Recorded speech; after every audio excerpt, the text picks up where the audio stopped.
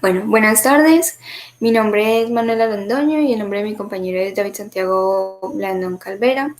Y el día de hoy pues presentaremos nuestro video acerca de la demolición del artículo La planificación sistemática de la conservación de la diversidad genética intraespecífica o Systematic Conservation Planning for Interspecific Genetic Diversity por Iván Paz et al.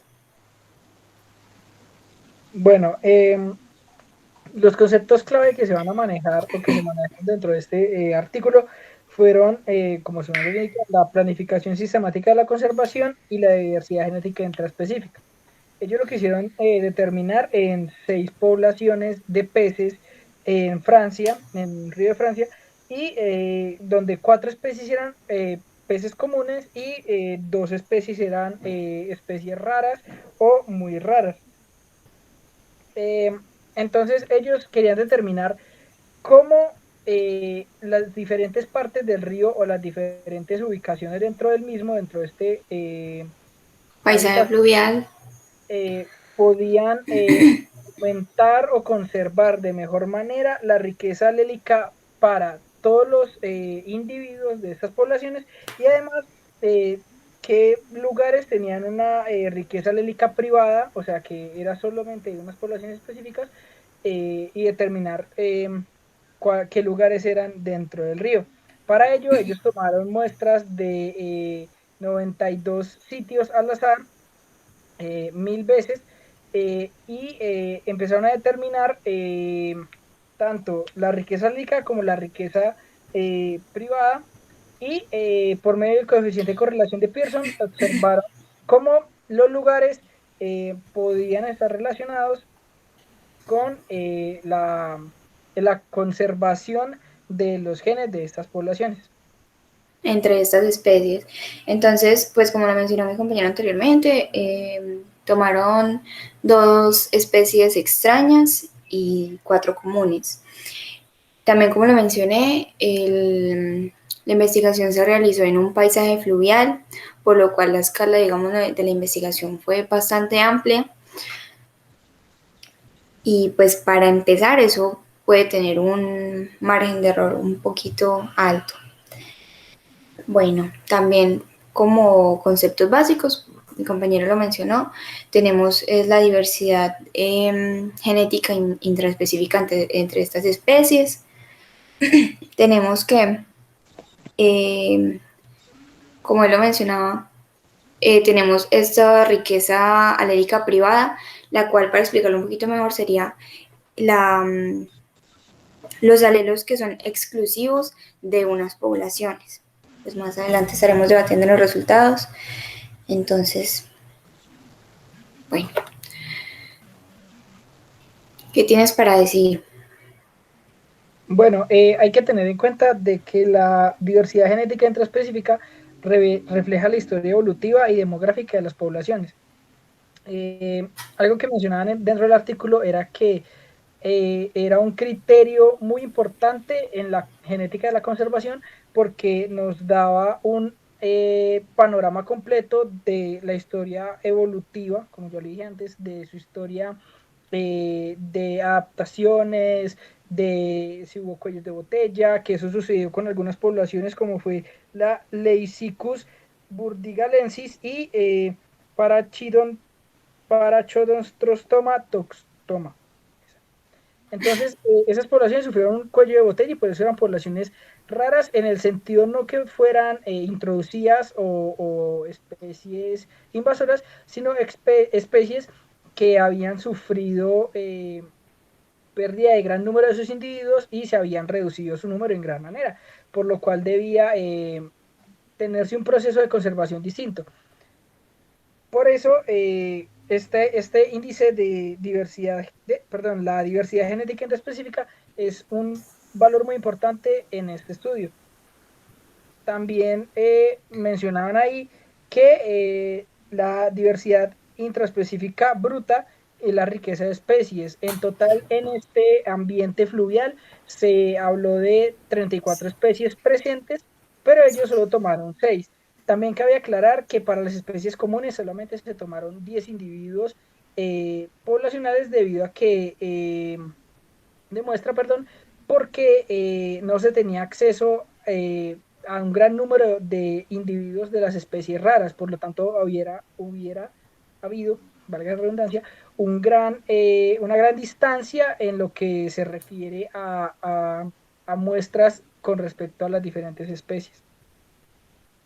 Bueno, pues así como lo mencionó mi compañero, y no sé si se me fue el audio, pero también, como lo que estaba diciendo, teníamos por especies comunes un N de 10 mínimo, pero para las especies extrañas teníamos un N de 6 por su misma condición. No sé si lo había mencionado. Bueno, también tenemos que en esta investigación se realizaron, por decirlo así, como tres métodos.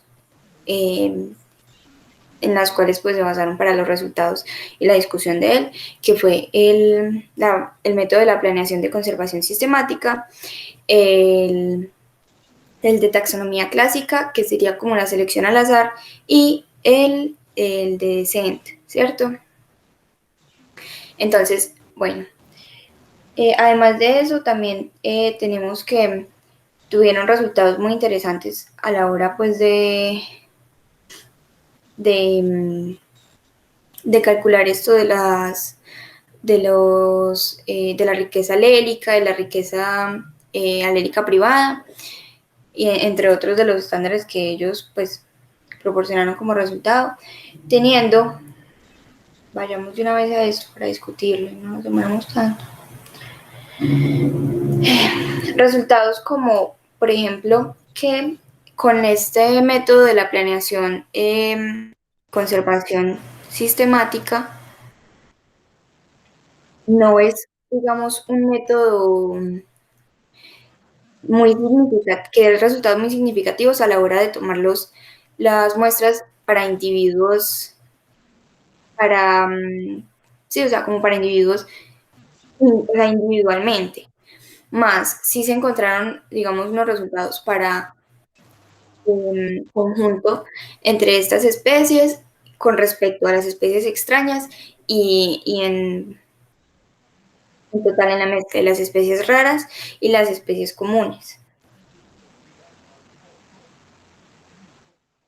También cabe aclarar que, por ejemplo, para Gobio occitanie se encontró que era la más extendida dentro de este territorio fluvial, pero eh, sus sitios de conservación, tanto de riqueza alélica como de riqueza alélica privada, no proporcionaban una conservación de otras especies, dando así que su diversidad genética intraespecífica para estas especies raras solo cubrían del 18 al 43%, que son porcentajes muy bajos. Y esto simplemente servía o para las especies comunes. En cambio, para la Bartula tendía a conservar el 68.28 de otras especies y el 81.79 de las especies raras y muy raras, que en el caso de Leucisius burdigalensis era de un 87.79% y en el caso de P. toxostoma era de un 90%. ¿Eso qué quiere decir? Que al momento de realizar un proceso de conservación, de planificar un, un, un, una actividad de conservación dentro de un hábitat, cualquiera que sea, se deben tener muy en cuenta los valores eh, históricos de esa población, evolutivos y demográficos, ya que si no tenemos en cuenta esto, podemos afectar completamente la población, ya que en este río, si, se, si solo se cuidaran los lugares donde habita o es más, o donde cuida comúnmente, se cuida el pool genético de Gobio occitanie, se estaría amenazando la existencia de las poblaciones raras y afectaría pues al ecosistema. También cabe mencionar que el tamaño de población que ellos tomaron, a pesar de ser poco, como hicieron 1000 repeticiones o sea, del estudio, eh, arrojaron resultados muy valiosos. y que no fueron invasivos al hacerlo, porque muchas veces se realizan estudios de conservación, pero se hace de forma invasiva. Ellos simplemente tomaron una muestra de la aleta y la sumergieron en, en alcohol al 90% y luego mapearon ese ADN. También cabe aclarar que lo que se busca siempre es que se conserve la mayor parte de la vida de, pues en este caso de los peces dentro del ecosistema. Pero al hacer esto, se tendría que también tener en cuenta variables como la cantidad de oxígeno en el agua, si el agua está contaminada, la intervención de los seres humanos dentro de este río, ya que esas son aclaraciones que ellos hacen dentro del paper, pero sería más prudente hacerla, ya que eso podría dar una cosmovisión más amplia de lo que se puede mejorar en el estudio.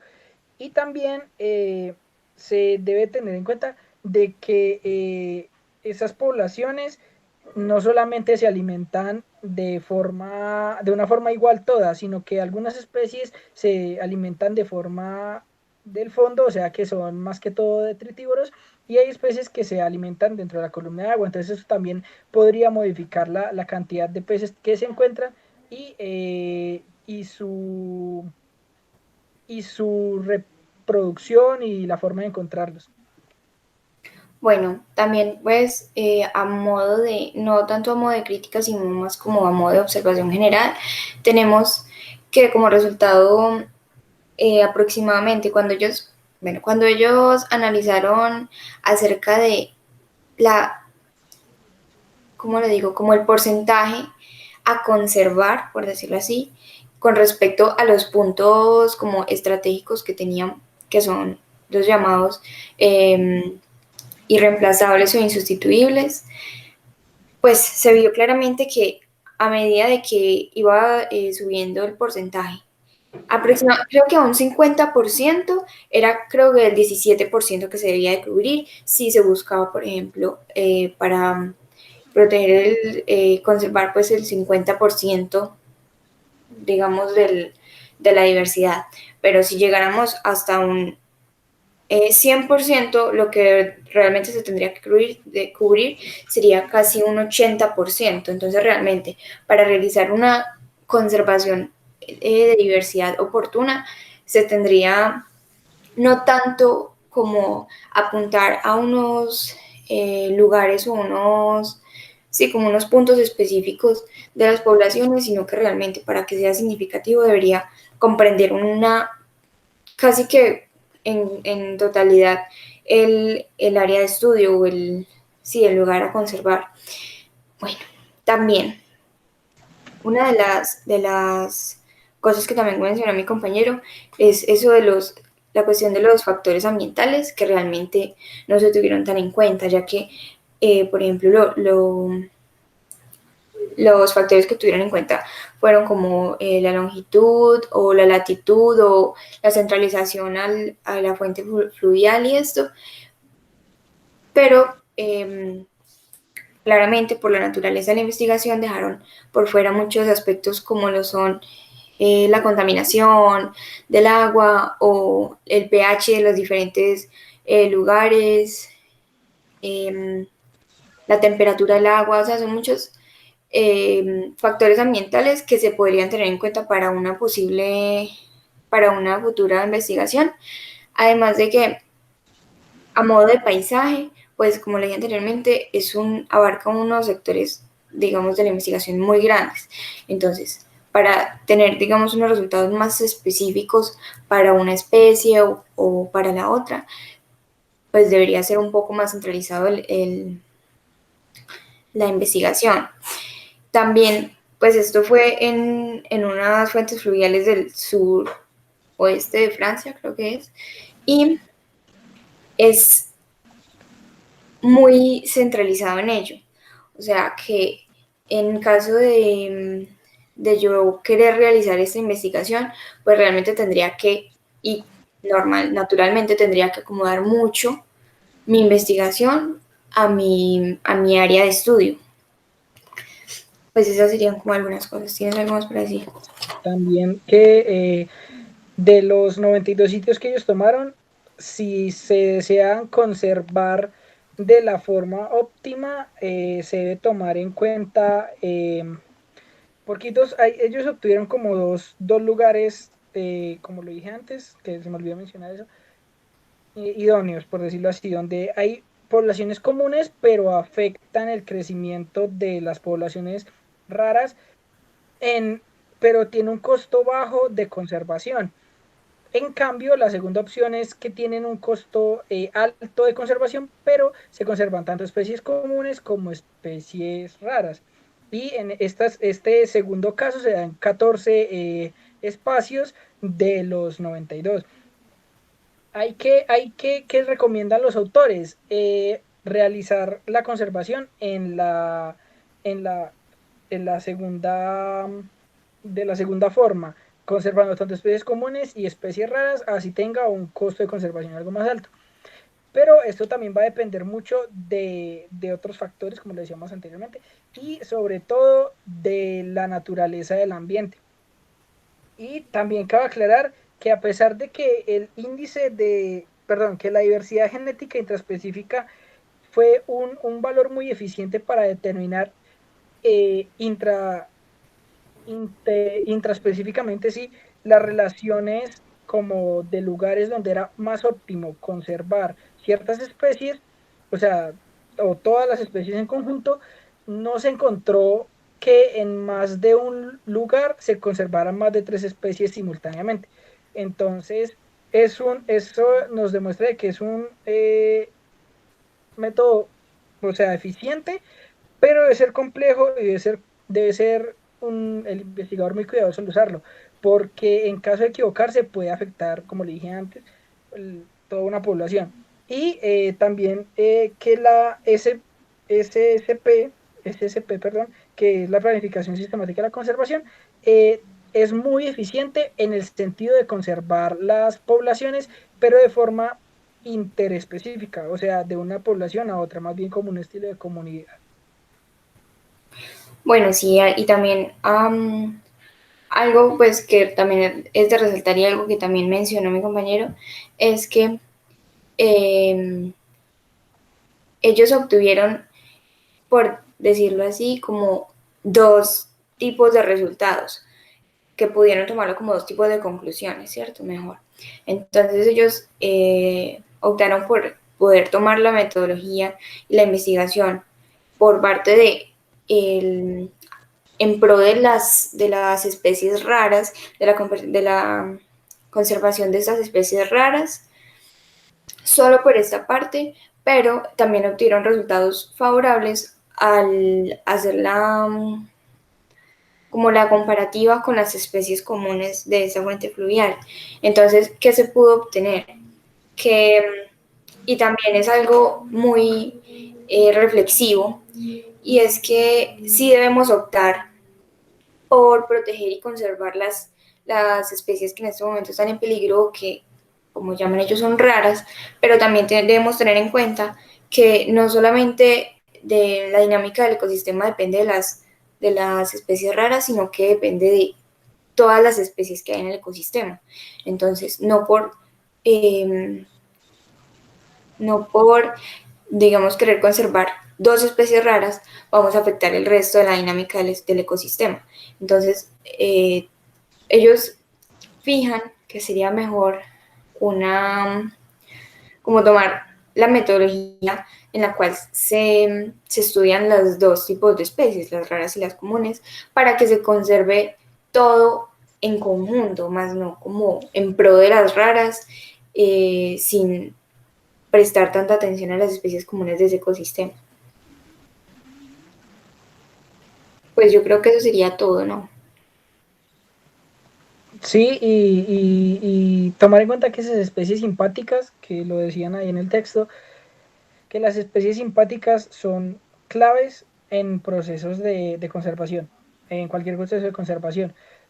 ¿Por qué? Porque yo puedo traer de vuelta a una especie como hace mucho sucedió en algunos lugares de aquí de los Andes, donde se estaba tratando de que el cóndor volviera a retomar su tamaño poblacional y a buscar la forma de que se reprodujera y se desarrollara, pero no reintrodujeron ni las especies de árboles porque hubo deforestación, ni los animales. Entonces, ¿qué pasó con el cóndor? Pues sus números, a pesar de que aumentaron, no fueron los esperados porque no hubo ese otro empuje por parte de las especies que hacen parte de toda la cadena trófica y de todo el apoyo al crecimiento y a la estabilidad del ecosistema.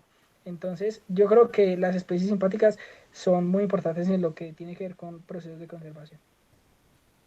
Listo. Muchas gracias. Muchas gracias y que tengan buena tarde. Hasta luego.